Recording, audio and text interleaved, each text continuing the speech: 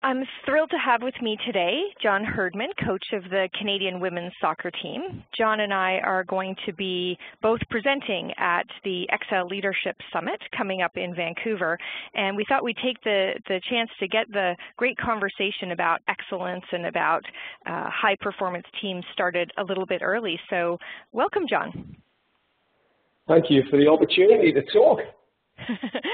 So, John, why don't you just tell folks a little bit of your background? So, you know, most of the people who read this blog and listen to these podcasts are in the corporate world, but you have a pretty fun and high-profile story to tell. So why don't you just share a little bit about your background? Yeah, my background is come from pretty much humble beginnings in the northeast of England in a little city called Newcastle. Absolutely football crazy, soccer crazy, and I think that's been one of the keys to my success and certainly driving excellence, just a passion for the sport and a passion for working with people who love the sport that I love. And I think that's been the starting point for my journey, and the journey's taken us around, you know, England, New Zealand, and finally into Canada, where we were able to, with a team that pretty much finished last in the Women's World Cup in 2011. We're able to get on a podium for the first time since 1935 in a summer sport. So, look, I've got an interesting story, an interesting background. I could talk all day about it, but the realities are it starts and finishes with my passion.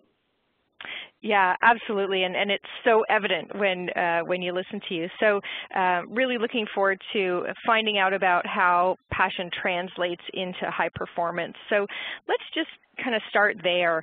What do you see as the difference between a good team, like that last in the World Cup version of the Canadian women's team you described, and a high performance team? What's the real difference there? Look, I think there's a clear line in the sand, and that's drawn by the team with a one agenda, a clarity of this line. Once we cross it, there's no going back over it. And that line is just an 80% line. No one's expecting people to reach 100% every single day of their career, because you've got to have bad days sometimes to move forward and move beyond the next level. So for us, it's an 80% line that people are willing to stand on guard for. And that 80% line's tough. When you think of 80%, that's 8 out of 10. You know, and you're trying to strive and achieve for that every day. When you cross that 80% line, it's uncomfortable. And it means there's going to be pressure there, expectation, scrutiny. I think that's the key marker of high performance, whether you can cross that line and live across that line for the rest of your life. I think people are going to be, in some ways, relieved to hear that even at the caliber that you work at, that there is tolerance for everyone having an off day every once in a while. But that idea that it's never less than 80% is how you get excellence. How long does it take you to know whether you've got a team that has what it takes or not? I think you start on a number of levels, and the first level is to connect to the character of people. And you've got to believe inherently people are good people. And coming to Canada, you know, you see it's a great culture. There's some good people, good parents, good kids, good employers. So I think inherently there are good people here, and it starts with that. The 80% line and the 80% line that we just won't tolerate people crossing is the character line. And if we're clear on that, then you have the start of excellence. You have the foundation of excellence.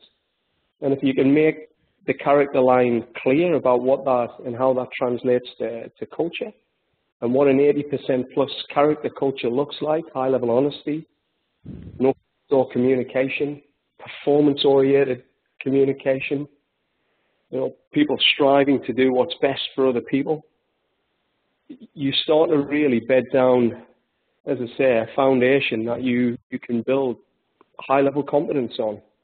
So I think for us, it's been very clear that from a cultural perspective, you set the character foundation first. And I think as a coach, you've got to ascertain, you know, whether you have got the players with that character. And certainly, in my experience, you know, you've had to move players out of team environments that just consistently don't show the sort of character that gels a team together, and the character that gets a team through moments when it's, you know, hailstorm, lightning, snow, freezing cold. You know, that's the sort of moments where I like to call it when the shit's hitting the fan. That's you want the right people around you, and you know, to achieve great things, nothing ever goes smooth. So it's character people comes back to. There's always something unexpected going to come that challenges the character of a group. And I know through the Olympics we certainly were exposed to that with the US game, and then, you know, coming on the back of the medal game with the French, you know, some real character testers. But the players were able to come through, and I'll always come back to that. And then competence is the next line. So if you get the 80% character consistently and players are doing things when people aren't watching consistently, then you're in a great space. Then you can focus on the competence piece. And the competence, you have to be above 80% to achieve great things. But what we do suggest is, look, on certain days we'll tolerate a lower level of competence. And on those days, it's because maybe you've been outmatched by an opponent who's had greater competence than you, but it's the learning after that to find ways to win in the future. And also knowing that we can move people below the 80% line in competence to put them into what we'd call a pit. And that pit means that they're prepared to go somewhere really uncomfortable to get out of their old skin, to develop a new skin that pushes them higher up the competence line next time they play against an opponent. And I think that's the art of good coaching and high performance, that good leaders are able to know when to put players through that uncomfortable period, put their staff through uncomfortable times, and be ready to learn and grow with them. I don't think enough leaders have the courage to do that these days, and I think that is a real spark for high performance, that you know when you take players and teams to that uncomfortable space and everything's not as nice as it usually is, it's going to be messy, and you're going to have emotional outbursts, you're going to have things to deal with. As long as you know that it's taking them forward again, then, you know, I think that's a key piece of the competence side of high performance. So that you've given me so many things to come back to in those comments. Maybe let's just start with, you use the term high-level honesty, and it sounds like that's one of the things that once everybody's over the 80% line, high-level honesty is one of the things you rely on for creating that culture of excellence. Can you talk a little bit about what high-level honesty looks like? Yeah, high-level honesty is that integrity from a leader to start with. And what it looks like is you're prepared first and foremost to put your hand up when things are going wrong and look inward and be clear with the group that, look, I made some mistakes here today. And there's some things that, you know, I don't like about myself that I need to change. And I'm on that journey with you girls, and you girls can help me out as we progress together. I think that's the starting point. It's being honest with yourself, to then be honest with the people that you lead. And I think that has been one of the biggest things. I think the girls have noticed that, hold on, there's a coach here who's prepared to sit in front of a group of players and say, look, I got this wrong today, and I apologize, but let's look at the other things that you could have done better as well. And it's quite refreshing, because they don't often in the coaching world see leaders that are prepared to put their hands up and look inwardly first before they throw the team under the bus. So many leaders weren't raised by people who could put their hand up, be honest like that, be vulnerable. And I assume the same is true in the football world. You can think of generations that were your coaches who didn't do that kind of thing.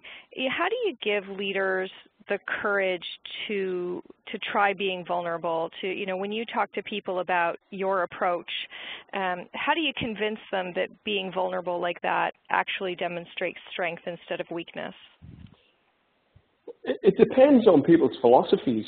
I think if you're there to truly experience moments with people, you have to be ready to emotionally connect. And I think particularly on the male side of leadership, you know, we've been bred in a male society to be strong, to show no emotion, to fight, you know, all the primitive instincts that we probably still have.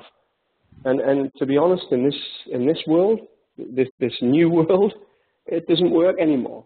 The kids that are coming through, the generations, are a completely different breed now. They're in tune with their emotion. You know, I've got a 9-year-old boy who says, you know, Dad, I feel stressed today. I mean, I wouldn't even know what the word was stressed meant. And I certainly wouldn't have said it to my dad because I might have got a clip round the ear. So it's knowing that, you know, it's okay to go to Finding Nemo and have a cry with your kids. Almost impossible to go to Finding Nemo and not have a cry. That's right. Just go and watch a couple of those kids' movies and get used to being, you know, vulnerable in front of people you love, and let them know that it's okay to be like that. Look, I'm taking that to an extreme, but I think the reality is in today's environment, people are more emotionally intelligent. Players, people around you feed off emotion. And if the leader's more aware of how they impact that, people don't tolerate the old school carrot and stick these days. They know when they're manipulated. They know when you're being dishonest. Like, people know. And I just think the world seems to be a lot wiser, the business world, the sporting world, that when you behave that way, they know that there's better ways of leadership. And they'll have seen it through their education years. I mean, people go through 17 years of education now, and the education world's all about empowerment and you know, self-discovery. So, you know, if we don't get on that line and start looking at people a little bit differently and changing our leadership approach to meet the needs of people, we become extinct as leaders. And I think that's the greatness of a true leader, that they can evolve over time and meet the needs of the generations and people that they have. Yeah, absolutely.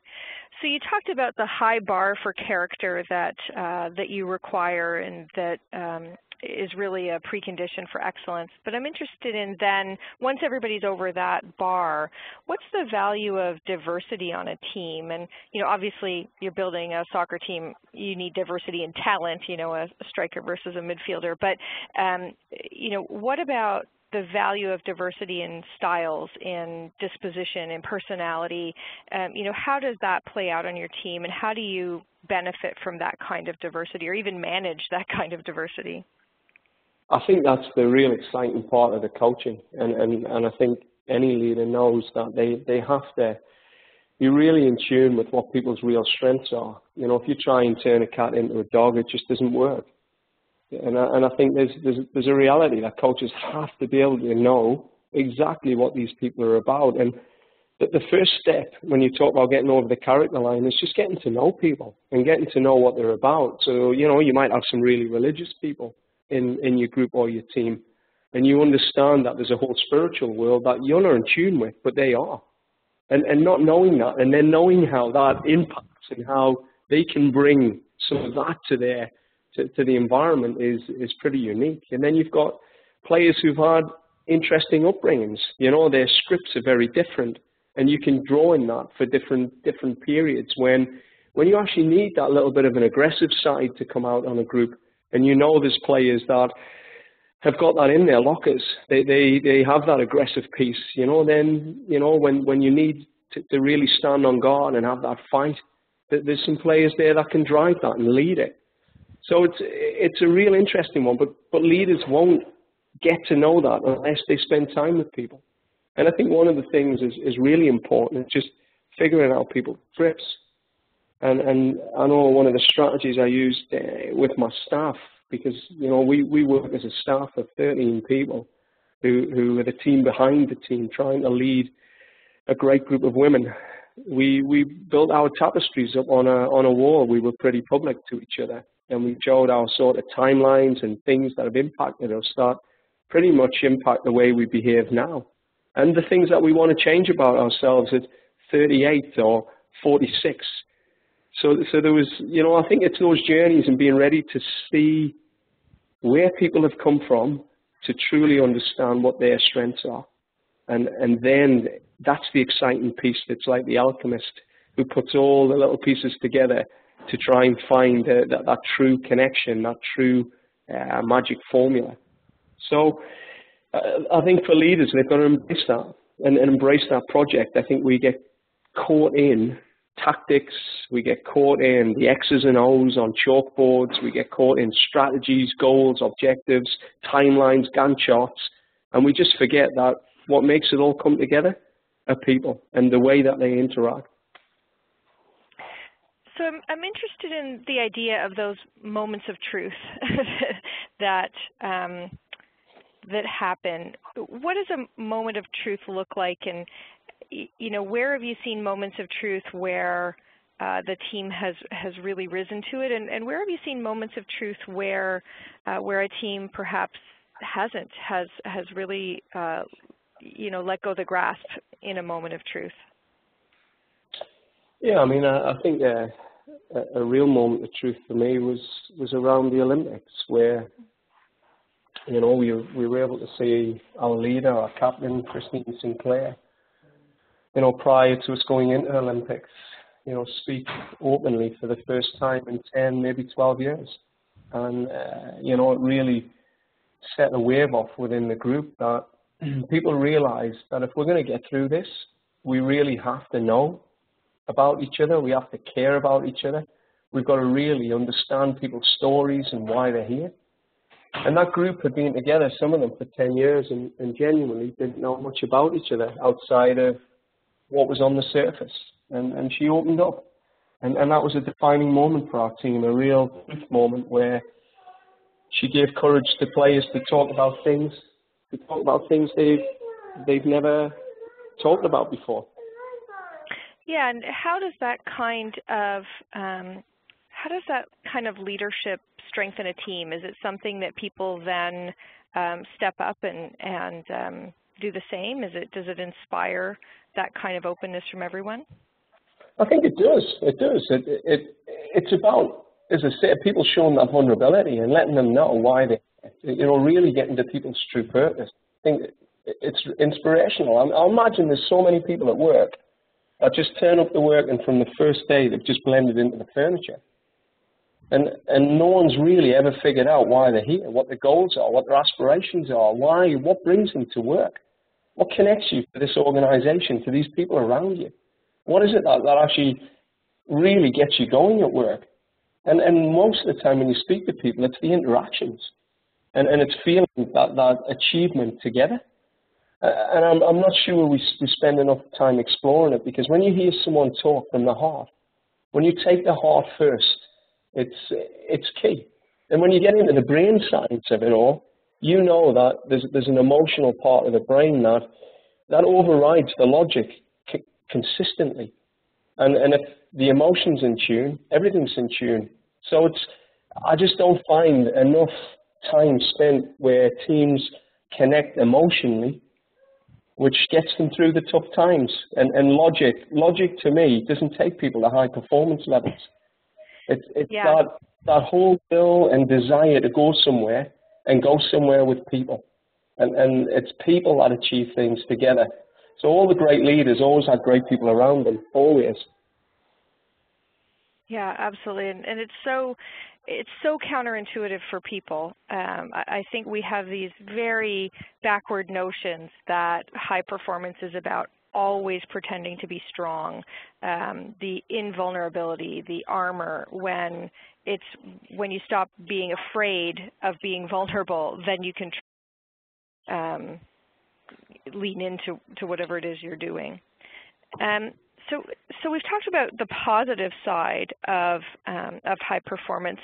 Let's talk a little bit about the sacrifice and the investment. What do you see that people have to be willing to give up to be part of a high-performing team? Look, I make it quite clear to the group it's abnormality. You're not normal. If you go in places where people haven't been before, you're not normal. And the sacrifices are huge, absolutely huge. You can't live a normal life. 80% plus isn't normal, it's abnormal. And I think that's all of us, anyone that's achieved things that have left legacy or had a big investment in something, they've lost things on the way. I mean, there's no doubt about that. From the age of sort of 24, I don't think I've had a night out with my friends. you know, around the town, and you see people, you know, the boys' holidays into Vegas, or just up at them. And I'm not saying that's the be-all and end-all, but I'm saying that you do lose things, and there's no doubt. But at the end of it all, when your eulogy's said, you know, you actually, you know, leave something on your headstone that you went after, and you know you deserved, and yeah, you leave a mark on a country maybe. Or so I think there is massive sacrifice. I mean, your kids, your wife, the whole raft of things that do suffer, but they do join the journey with you and feel part of everything that's happening. So people are abnormal that cross that line, and they got to be ready for those sacrifices. It's not easy. It's definitely not an easy place to live, and the scrutiny, the expectation, the consequences, they're heavy loads, but you can either embrace that and see it as an opportunity every day, or it's just your biggest curse ever. And I think what I've noticed about leaders over time is when they try and live above that line and the passion's starting to disappear, the whole thing becomes a curse. And that's the time you know you've got to move. Yeah, and too few can make that hard decision as well, that it's time to, you know, call something to the end. I'm interested in, go ahead, sorry. I think that's one of the most important things on leadership as well. It's just knowing when you've got to go.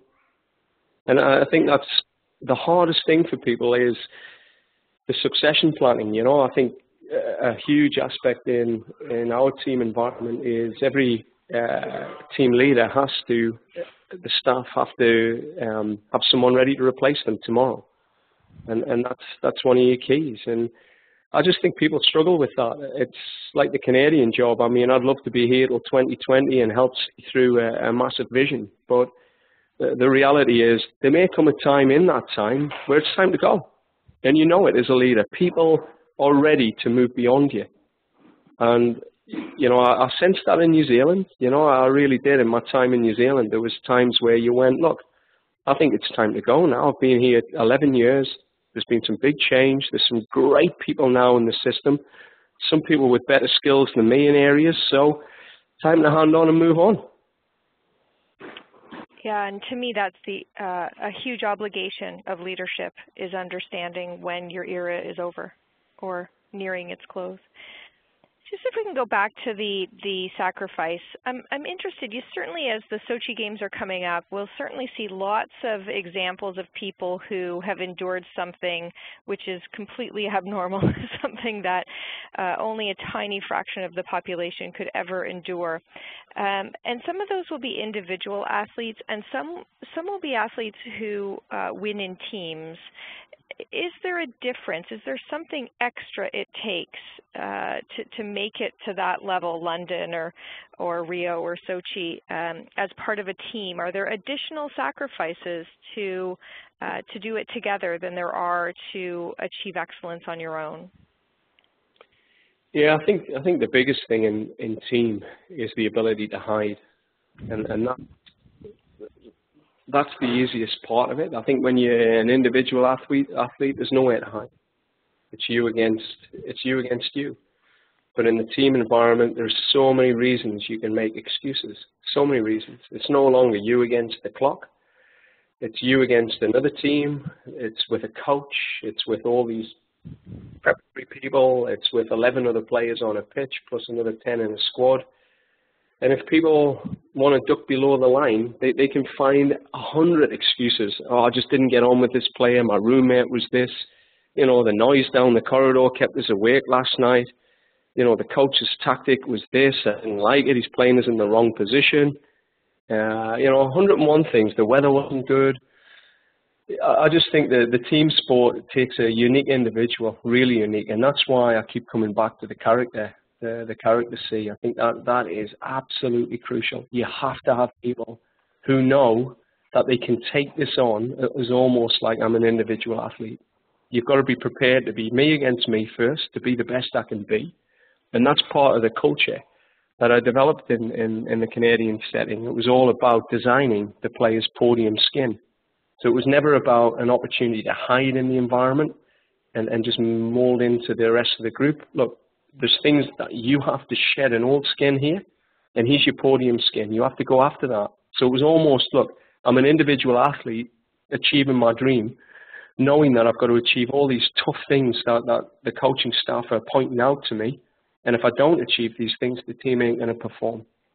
And I won't have any excuses. And I think that's been the beauty of the environment. We've set a real clear culture of the things that players have to go after in terms of their podium skin. I don't know if you know the story. There's a great old story from the NBA about the season after Michael Jordan left the Chicago Bulls, and Scottie Pippen started getting a bit of an ego, and he chose not to participate in a very important playoff play with, you know, a minute left in the game because Phil Jackson wasn't going to let him take the ball. And so he stormed off the court and said he wouldn't play. And it was a really important moment for Jackson as a leader when he decided that he shouldn't be the one to manage that. He should let the team pull Pippen back. Can you talk a little bit about where you step in as the coach to get a player back in line, and where you think it's best that the team do that for themselves? Look, I think in all opportunities, the team drive that. If you've inculcated a very clear vision of a podium performance, and what that podium performance is going to look like, and if you've inculcated a vision of all the things that are going to happen to make that happen, then it just becomes so clear that you don't have to micromanage. You don't get into that point where players know what's right and wrong. That's the first thing. If it's good for the team, think, say, and do it. If it's not, don't. And then from that, if that vision is so strong and powerful, like you imagine saying to a group of Canadian women, look, you've got this moment that's going to come. And that moment will only come once every 4 years for a special group of people. And in that, you could win a medal. But the medal's not important. It's what's inside the medal, how you experience the medal, what you leave for Canada. And I want you to consider what you leave for Canada. Think how you're going to impact the nation. If you can make that clear, that they know that this is bigger than them, look, when those things happen, people already know that's wrong. And already Scottie Pippen's walking off the pitch reflecting and saying, I'm absolutely wrong there. And as a coach, the players know it's wrong. And I think that's because it totally doesn't fit the vision. And I think that's the skill of a great leader. You have to come back to the vision every single week, every day. What are we here for? And great leaders couch it and they frame it and they keep motivating people to see something bigger than themselves, what they're leaving, the legacy. And it's the timing that leaders do that. And I think if you always come back to, with that sort of call, with that performance, would we be leaving legacy in Canada? What are we telling young kids in Canada, that that's okay? You just walk out? And I think everything gets tied back to that. And what you'll ultimately find is the systemic structures are vision-driven, and the vision-driven has its own value-based system. And the good character, good person, 80% line, we just wouldn't see any of our players do that. That just wouldn't happen. However, in the 2012 Olympic qualification, when we got humiliated against the States 4-0 at home in front of 25,000 people, we actually, instead of reviewing the game tactically, we reviewed it from a behavioural point of view. And the players analysed the game just on behaviour only. And we defined what we call dead behaviour. So the things on a soccer pitch that they just said, look, we can't tolerate this. This is old skin. And they were willing to call each other out and stand up and say, look, I can see how frustrated I'm getting. I'm calling out the ref, and I just shouldn't do that. I need to be on task. So, you know, I think it's a journey with a group, and that moment would be a great moment for a coach to catch something that you go and explore as a team and say, look, here's a behaviour. You know, is it acceptable? What are your thoughts, team? What are your thoughts, Scotty? Yeah, and something that so few teams and organizations have the discipline or the courage to do. Go back to behavior and say, what was that about? Where did that come from? Right? So let's end on a high note because the sacrifice and the investment for high performance and for excellence is huge. But what did it feel like on the podium in London, knowing that you had led a team to be the first team sport medal at a summer game since 1935, that you had accomplished, what you guys had set out to? What does that feel like? Do you know something? I was bewildered, just totally bewildered, and numb, really numb. It was a really strange feeling. Like as a coach, I just felt emotionless. I don't know. It was weird. It was really weird that. Look, I can't even describe it. It just, when I don't know what people want you to say. It was almost like I don't know how people want me to behave here. Yeah. But I don't know. I didn't feel satisfied. And I don't know why. And I don't know if it's just, I don't know. It was a strange, like people kept saying, oh my God, you've done it. And it was like, oh man. It's almost like you just know there's something next. and you can't enjoy it. I couldn't enjoy it. There was just this, I don't know. I couldn't describe it. It wasn't. I remember the emotion was just around the final whistle was just, oh my God, I can't believe we got through this. I hadn't even thought about the medal. Yeah, you survived it. You survived it, and then immediately I'm on to 2015. My head had shifted there, and I felt pretty numb. It was strange, and not a great feeling, to be honest. It's almost. I wonder if leaders have that when they achieve something, they can't enjoy it because there's something inside of them that just says, you got this to do again. And I knew a leader who I'd love to say I was celebrating, but it wasn't a high point of my career. Fascinating. So I'm incredibly grateful for you to take some time away from the family again for joining me, and I really look forward to meeting you in person at the Excel Summit and the chance to talk a little bit more about this sort of thing. So thank you so much. Yeah, thank you. Thanks for your time. It's been great.